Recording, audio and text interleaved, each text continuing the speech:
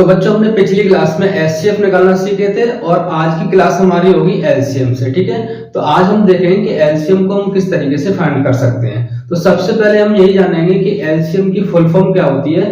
तो एलसीएम की full form हमारी होती है least common multiple. Least common multiple. और एक बात और जान ले यहाँ पर कि हमारा जो एचसीएफ निकालते हैं, तो एचसीएफ में जैसे हमारी कोई दो वैल्यू होती थी और दोनों वैल्यू के जो हम प्राइम फैक्टराइजेशन मेथड के द्वारा अगर उसके फैक्टर निकालते थे तो उन दोनों को अलग अलग सॉल्व करते थे। और एलसीएम में हमारा क्या होगा, एलसीएम में अगर दो वैल्यू दी हैं या फिर तीन वैल्यू दी हैं, उसकी तीन डिजिट दी हैं, जैसे 8, 12 या फिर हो गया दूसरा एग्जांपल में 8, 12 और 24, तो तीनों के जो प्राइम फैक्टर निकालेंगे वो एक ही साथ निकालेंगे। ठीक है, तो यहां पर एक एग्जांपल लेते हैं। Find the LCM of 12 and 8 by prime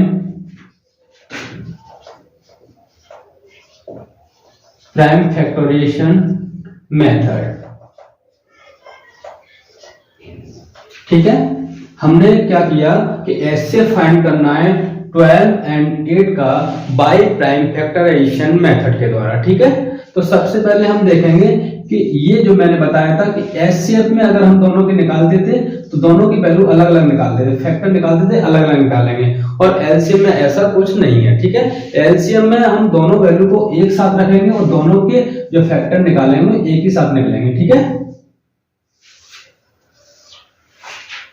method वही होगा जैसे हमने प्राइम फैक्टर दिया कि सबसे पहले 12 है फिर 8 है। ठीक है, तो इसमें भी हम वही चीज देखेंगे कि उस तरीके से भाग देंगे, उस तरीके से डिवाइड करेंगे कि जो पूरी तरीके से उसमें डिवाइड हो सके। ठीक है, तो यहाँ पे सबसे पहले हम 2 से डिवाइड करके देखेंगे।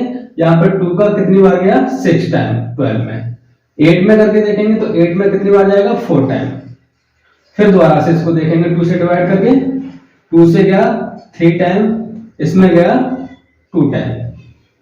फिर 2 से करके देखेंगे, जब तक 2 से अगर जा रहा है तो जब तक उसको लगातार देते रहेंगे। ठीक है, अगर उसको दोनों वैल्यू में अगर 2 से डिवाइड नहीं हो रहा है फिर उसके बाद हम चेंज करेंगे, 3 से करके देखेंगे। 3 से नहीं हो रहा तो देन 4, 5, 6 जैसे जो भी जिस तरीके से जाता है। ठीक है, तो यहाँ पर फिर 2 से दिया, 3 में नहीं जाएगा, 3 को जैसे एडिटिव बना रखेंगे। फिर 1 बार गया, फिर इसको देखेंगे 3 से करके, 3 से यहाँ पर 1 बार गया, यहाँ पे ऑलरेडी पहले से 1 है। और लास्ट में मैंने उसमें भी बताया था, एचसीएफ में भी बताया था, इसको वैल्यू को जब तक सॉल्व करते हैं जब तक इसका जब लास्ट में हमारा 1 नहीं आ जाता है। ठीक है, तो यहाँ पर दोनों में 1 और 1 आ चुका है। यहाँ पर हम इसको नोट करेंगे एलसीएम दोनों की। देखो उसमें अलग अलग लेते थे, इसमें दोनों में कॉम्बाइंड आया, कॉमन आया। ठीक है, तो 2 into 2 into 2 into 3 which is equal to, इसको मल्टीप्लाई करके देख लेंगे, 3 into 2 6 हो गया, 6 into 2 12 हो गया, 12 into 2 44। यहां पर एलसीएम हमारा कितना निकला है 24।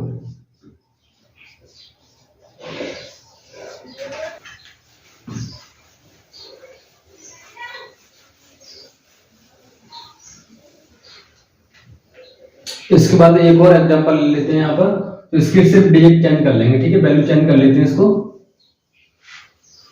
The find the LCM of 10 and 40। ठीक है, 10 और 40 का हमें एलसीएम निकालना है, तो किस तरीके से निकालेंगे, दोनों को उसी तरीके से लिखेंगे 10 और 40। 2 से डिवाइड करके देखते हैं, यहाँ पर 5 बार जा रहा है, 2 5 जा 10, फिर इसको करके देखेंगे 20 बार जाएगा। फिर 2 से देंगे, यहाँ पर 5 में जा नहीं रहा है, 20 में 10 बार गया। फिर 2 से देंगे 5 बार गया, लास्ट में दोनों में 5 5 आ गया। तो यहाँ पर 5 से करके देखेंगे, 5 बन जा 5, 5 बन जा 5। यहाँ पर दोनों का डिजिट 1 1 हो गया। तो यहाँ पर लिखेंगे एलसीएम इक्वल टू, एलसीएम हमारा क्या निकला 2 into 2 into 2 into 5 which is equal to 5 into 2 10 हो गया, 10 इंटू 2 20 हो गया, 20 इंटू 2 40। तो यहां पर इसका एलसीएम कितना निकला 40।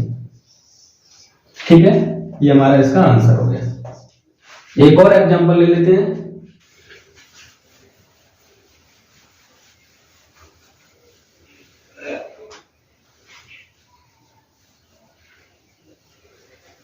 तीसरा एग्जांपल हमारा होगा, यहां पर इसकी वैल्यू ली हमने 15 और यहां पर इसकी वैल्यू ले लेते हैं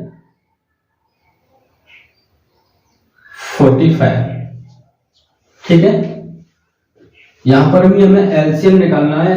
तो find the LCM of 15 and 45 by prime factorization method. ठीक है, यहां पर हमने दो वैल्यू ली है 15 और 45। सॉल्व करते हैं इसको।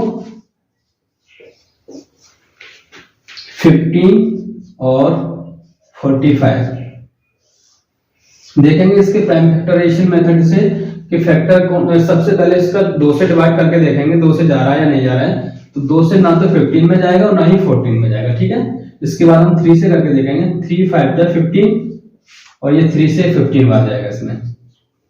फिर 3 से करके देखेंगे, यहाँ पर 5 में नहीं जाएगा, 15 में चला जाएगा 5 टाइम, यहाँ पर लास्ट में 5, फिर 5 बन जा 5 और 5 बन जा 5।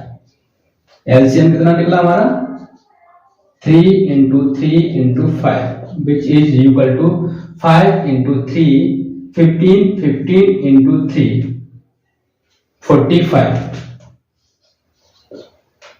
ठीक है, एलसीएम हमारा यहाँ पर कितना निकला 45। ये हमारा आंसर हो गया। नो डाउट यहाँ पे आपको एलसीएम एकदम क्लियर हो गया होगा। ठीक है, अगर जैसे किसी को कोई प्रॉब्लम है तो आगे की क्लास में आपको 1-2 एग्जांपल और करा देंगे। ठीक है बच्चों।